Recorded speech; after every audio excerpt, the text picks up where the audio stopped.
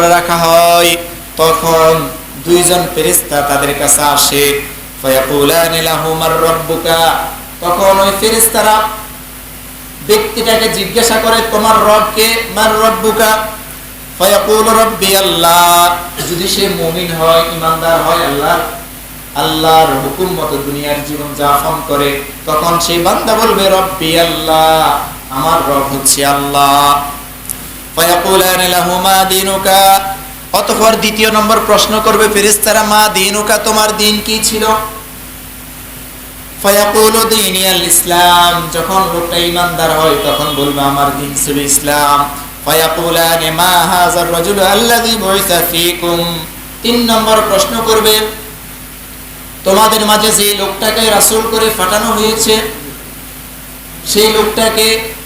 তখন ফায়াকুলু হুয়া রাসূলুল্লাহ সাল্লাল্লাহু আলাইহি সাল্লাম, তখন মুমিন বান্দা হলে সে বলবে এ হচ্ছে মুহাম্মদুর রাসূলুল্লাহ সাল্লাল্লাহু আলাইহি সাল্লাম।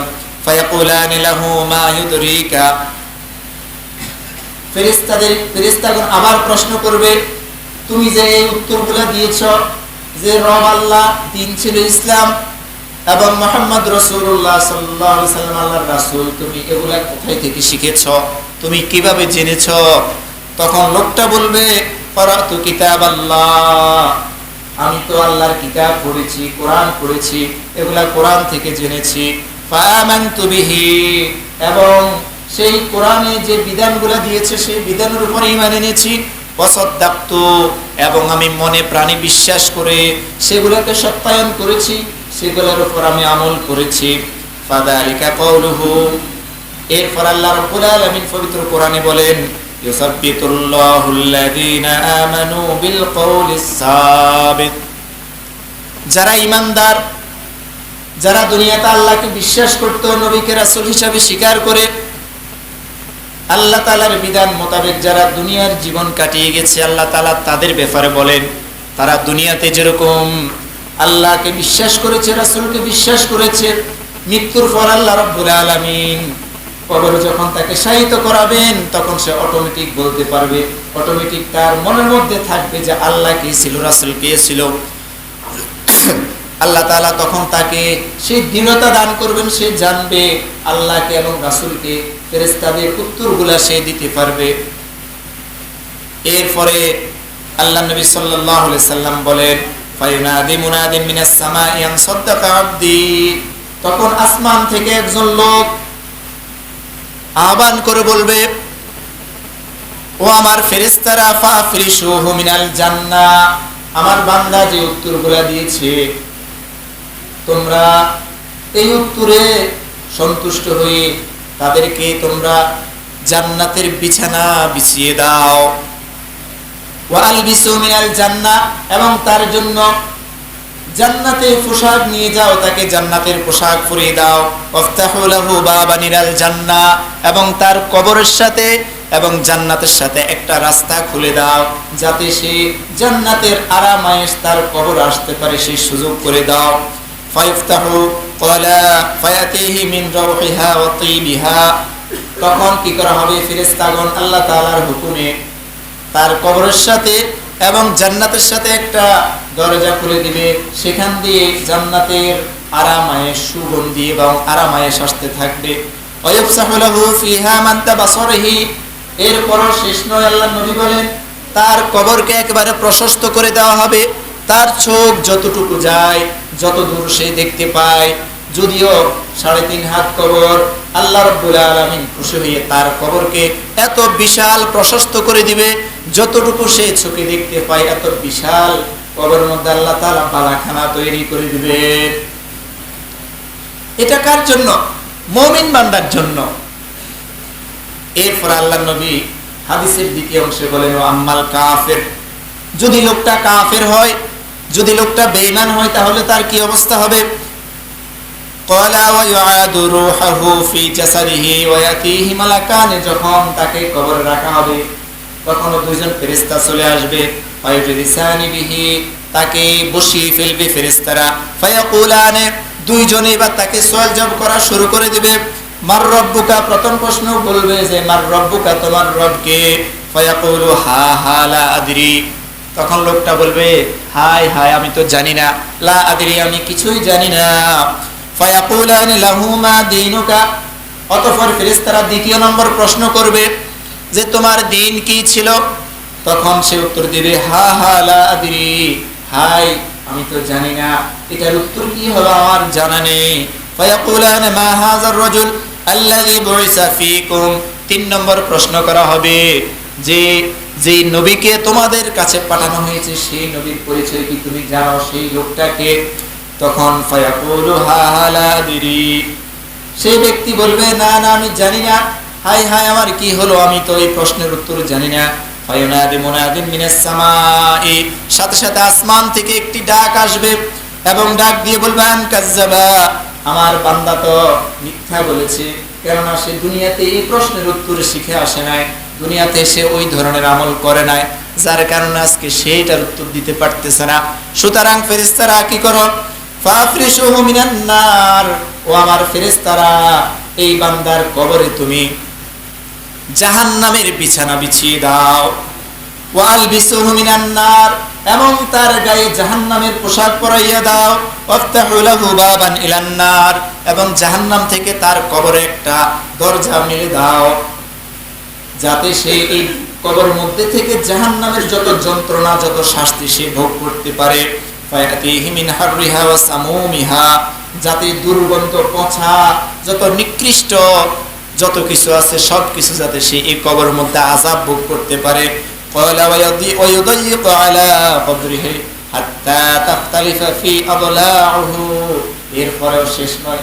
আল্লাহ নবী বলেন, আল্লাহ রাব্বুল আলামিন ফেরেশতাকে নির্দেশ দিবেন, হে ফেরেশতারা তোমরা এই বান্দার কবরকে একেবারে সংকীর্ণ করে দাও, এমন ভাবে সংকীর্ণ করে দাও যাতে এক ফাজরের হাড় আর এক ফাজর গিয়ে মিশে যায়, এত কঠিন ভাবে তোমরা তাকে সংকীর্ণ করে দাও। তুম্মা ইউকাইয়াদু লাহু আমা আসাম্মা, এরপরে কি হবে, একজন অন্ধ ফেরেশতা এবং যে কানে শুনে না এরকম একটা ফেরেশতা পাঠানো হবে ওই ব্যক্তির কবরে। মাহু মিযয়াতু মিন হাদিদ, তার হাতে থাকবে একটা লোহার হাতুড়ি, এই হাতুড়ি নিয়ে সে তার কবরে উপস্থিত হয়ে যাবে। লাউ দুরিবা বিহা জাবালান লাসারা তুরাবান, আল্লাহর নবী বলেন এটা এত একটি ভয়ঙ্কর হাতুড়ি, এই হাতুড়ি দিয়ে যদি পাহাড়কে আঘাত করা হয় পাহাড় চূর্ণ বিচূর্ণ হয়ে ধুলি কণায় পরিণত হয়ে যাবে। ফায়াদরিবুহু বিহা দারবাতান ইয়াসমাউহা মা বাইনাল মাশরিক ওয়াল মাগরিবি ইল্লা সাকালাইন, এরপর আল্লাহর নবী বলেন ওই হাতুড়ি দিয়ে ব্যক্তিটাকে এমন ভাবে ফেটানো হবে, বারবার ফেটানো হবে, তার শরীর ছিন্ন ভিন্ন হয়ে নিঃশেষ হয়ে যাবে। এরপরে কি হবে, তার শরীর তো নাই, শেষ নিঃশেষ হয়ে গেছে।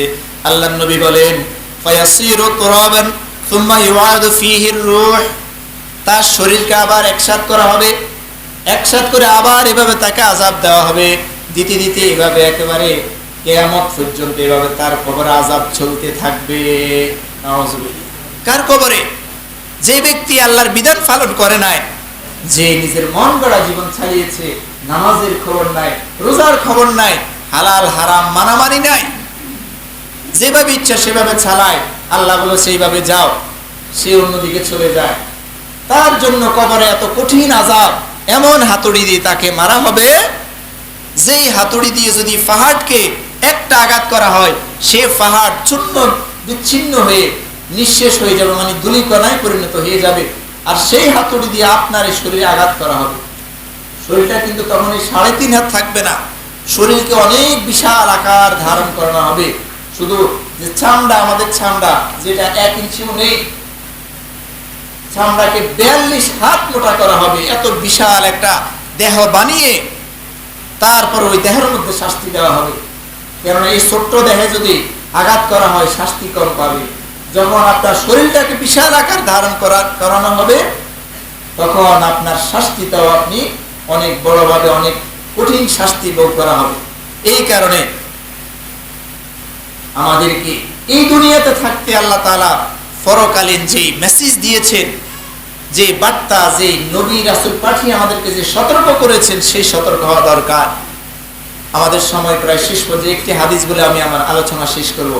আল্লাহ নবী সাল্লাল্লাহু আলাইহি সাল্লাম বলেন, আর ইবনে ওমর আন্নাহু ক্বাল, ওমর রাদিয়াল্লাহু তাআলা থেকে বর্ণিত, তিনি বলেন, কুনতু মা রাসূলিল্লাহ সাল্লাল্লাহু আলাইহি ওয়াসাল্লাম ফাজাআহু রাজুলুন মিনাল আনসার ফাসাল্লামা আলান নবী সাল্লাল্লাহু আলাইহি ওয়াসাল্লাম সুম্মা ক্বাল, এক ব্যক্তি আল্লাহ নবী সাল্লাল্লাহু আলাইহি সাল্লামের কাছে এসে জিজ্ঞাসা করলেন, হে আল্লাহর নবী, আইয়ুল মুমিনিনা আফজালু, কোন ব্যক্তি, কোন মুমিন বান্দা উত্তম, সেরা মুমিন বান্দা কে?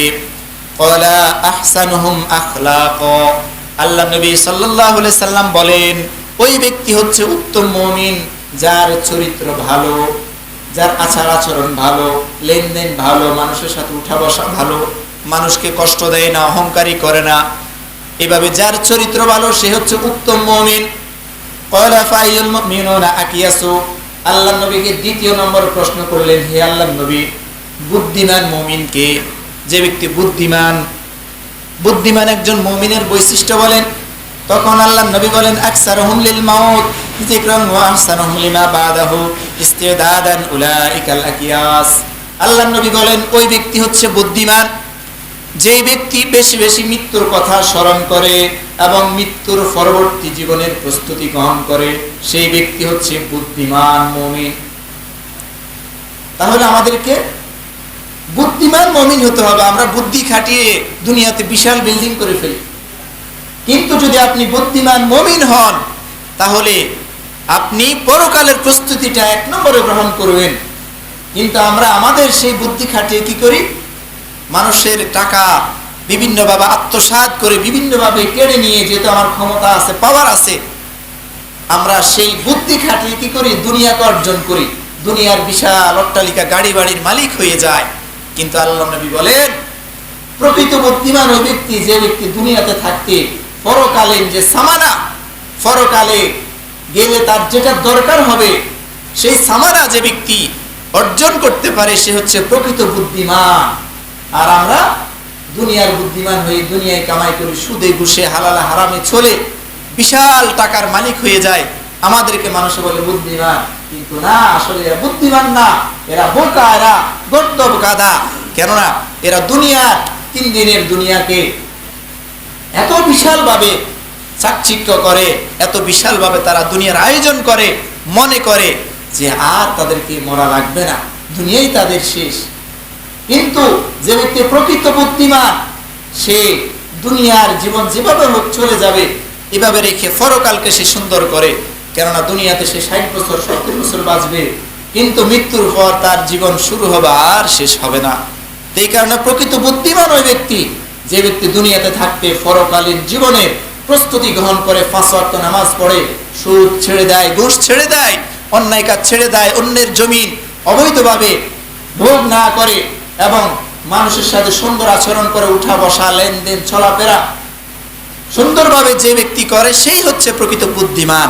আল্লাহ তাআলা আমাদেরকে প্রকৃত বুদ্ধিমান হওয়ার তৌফিক দান করুন, আমিন। ওয়া আখিরু দাওয়ানা